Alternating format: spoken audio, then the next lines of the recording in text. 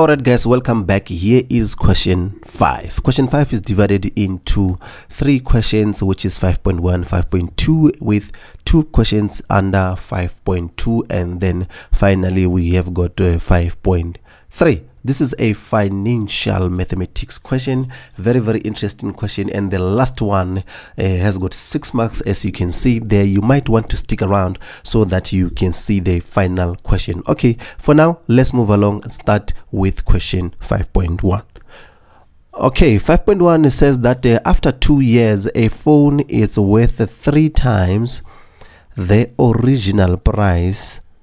Use the reducing balance method to calculate the annual interest rate of depreciation of the phone. Okay, let's assume that you bought an iPhone or a Samsung or any Android device whatsoever.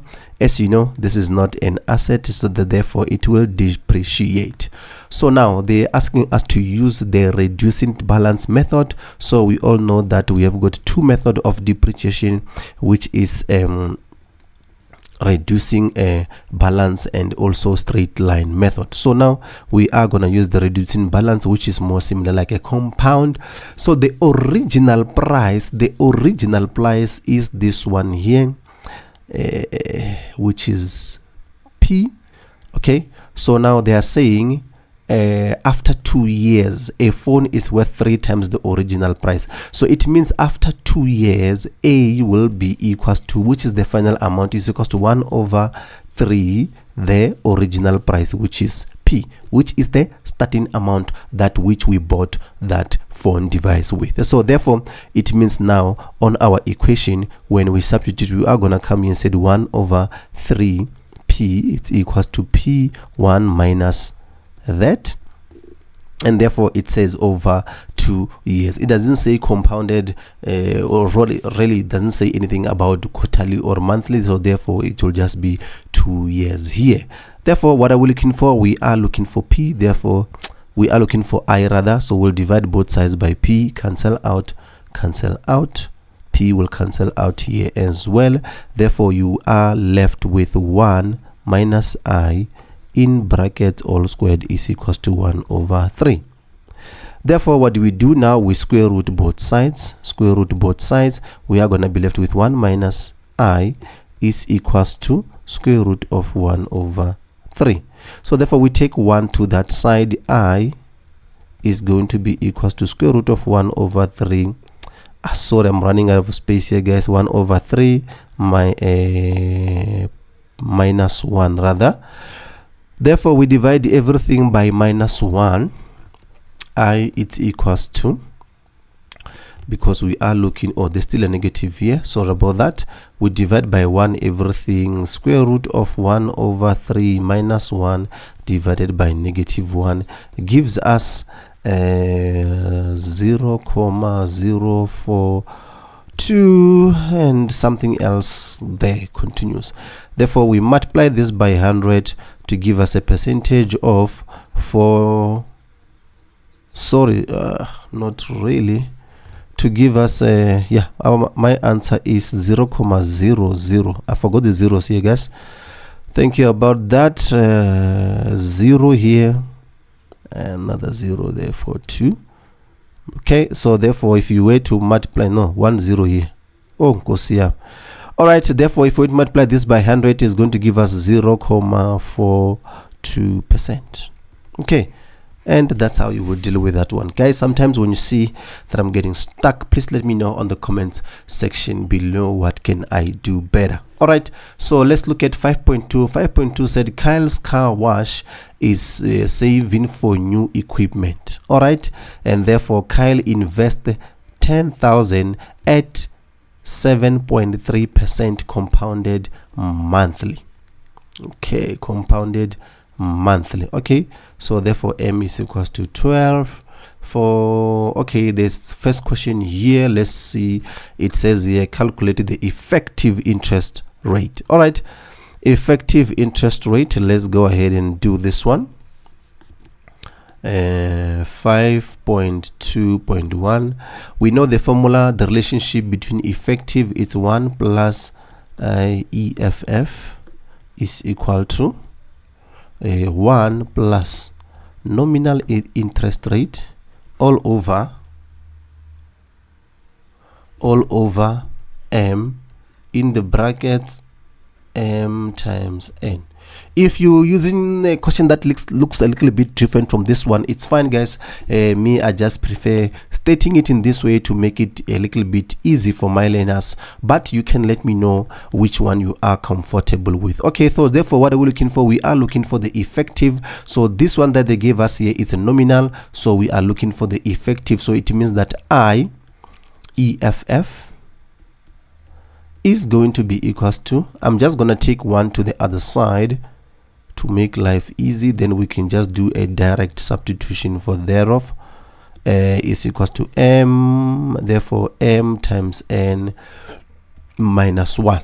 All right, so we already have our nominal interest here. We need to divide it by 100. So therefore when you divide this by 100, it's going to give us 0.075. okay, so therefore here we go, effective interest rate is equal to 1 plus nominal, which is 0.075 all over 12. Therefore it's equals to 12. And then they did say the interest rate is for they didn't say for how many years. It's fine, we'll just say it's gonna be for 1 year there, minus 1. Therefore if we were to punch this directly into our calculator, we found out that our answer will be 0.0776. all right, therefore if we were to multiply this with 100, is going to give us therefore our effective interest rate of is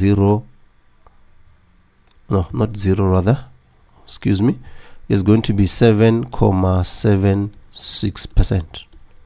okay, that's our effective interest rate. Let's look at now 5.2.2. it says the Kyle deposits 10,000. right, I'm just looking for a different color that I can use here for the next question. Okay, here we go. 5.2.2. it says here Kyle deposited 10,000. At the end of the first year, the interest rate changes to 7.8 deposited quarterly. 6 months later, Kyle deposited a further 5,000. If Kyle requires 17,000 for the new equipment, will he have sufficient fund to purchase after 3 years? Okay, so now as you can see here, guys, we are looking at the timeline. So I always say be careful when you're doing timelines and make sure that you fully understand. If you don't understand the timelines, let me know. I do have a separate video from this one of the past paper where I'm explaining past timelines rather in deep detail. All right, so let's go ahead and do our timeline. Don't forget, guys, our timeline start from 0, and therefore is going to be let me say year 0. So therefore this is year 1, and therefore year 2, and then at the end there you have got year 3. okay, all right, so here at the beginning he deposited 10,000 rands. There you go. And then at the end of the first year, the interest rate changes. Okay, the interest rate changes at the end of first year. So from year to year is the first year. That means our interest rate was 7.8, but they say it changed after 1 year. So the interest rate changed after 1 year to, here it is still 7.5. Then after 1 year, the interest rate changed to 7.8 for the rest of the deposit. All right, so therefore what does this mean? Then it means for the rest of the next 1-2 years, it means the interest rate was 7.8 compounded quarterly. The first one was what? Monthly. So this one was monthly. This one it's quarterly. Can you see, guys, putting all my information down, reading the question again and again and again? I said, okay, no. They said at the end of then 6 months later, after a year, so it means 6 months, which is somewhere here. After 6 months, he deposited a further 5,000. Great stuff. So now if Kyle needs what? He needs 17,000 for the new equipment after 3 years. So let's go ahead and see if he is gonna have enough money. All right, here we go. So initially, what are we going to use? We're going to use this formula here, compound interest formula. There you go. So here we go. He deposited 10,000 initially. 1 plus 0,075 compounded monthly, which is going to be equals to 12.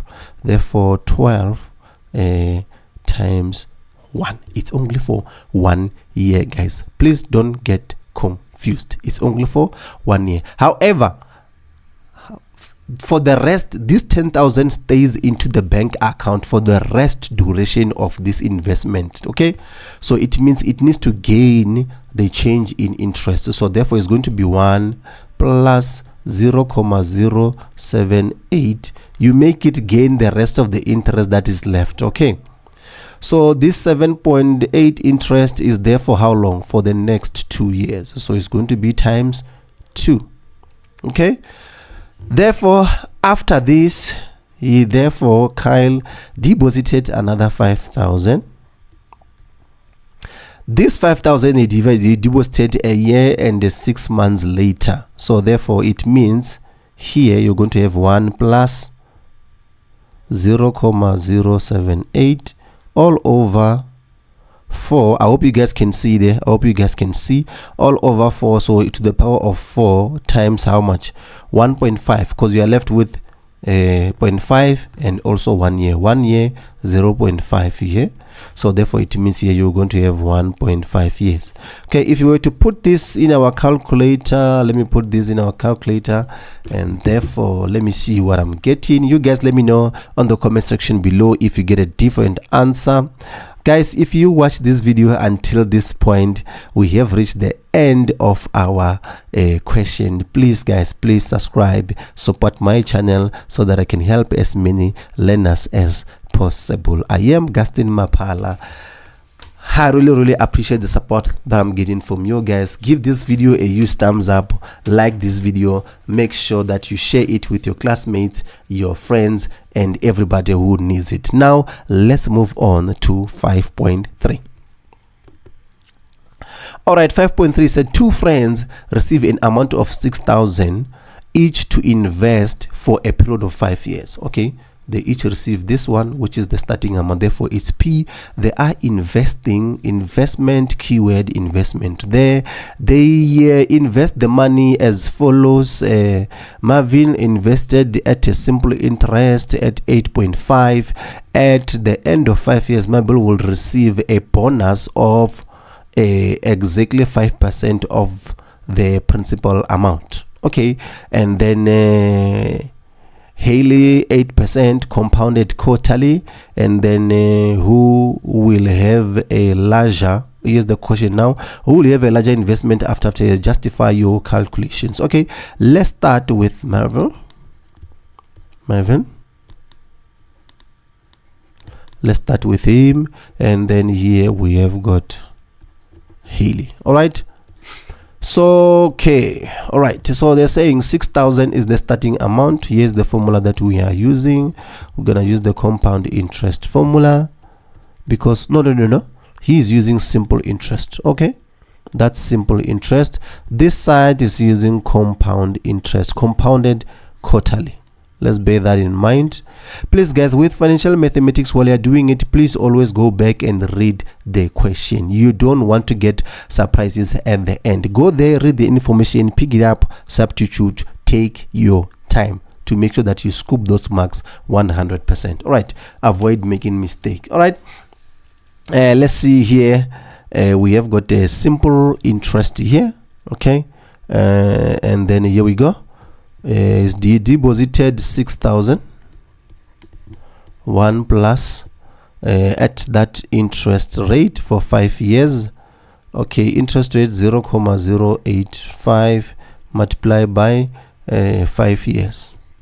Okay, if you were to do this, you are going to get, if we were to look at this, we're gonna get an amount of 8,550. However, what did the question say? It said at the end you get a bonus of 5% of the principal amount, which is what? Which is 6,000. So let's add that 5% of the principal amount here, which is going to be 0.05 times the principal amount, which is 6,000. So therefore it means now our total amount will amount to 8850 in rands. Okay, and that's how you would deal with that one. So now let's come here, look at the one for Hale. It's gonna be 6,000, then 1 plus 0.08. They said this one is what is compounded quarterly. How many quarters are there in a year? 4 quarters, 4 times 5. Yes. Okay. Therefore, if we were to punch this into our calculator, we're gonna arrive at an answer of, let me just check on my calculator, 8915.68 in rands. All right, so therefore already we can see that will have a larger investment. Okay, this one is the one with the larger investment, guys, the compound interest one. I am Gaston Mapala, guys. Let me make sure that I see you on the next upload. Let me know what you think of the videos. If it's really helpful to you, reach out to me. Let me know what you think. I'm yet to do a video that explains the tips that I use. How did I manage to understand metric so well, and how did I manage to get a 95% in metric? All right, let me know what you guys think. Leave a comment if you want to see that video. I will see you when we do question 6. I'm gonna link it. It's here, right here. If you click the video that she's showing now at the top corner there, it will take you to question 6.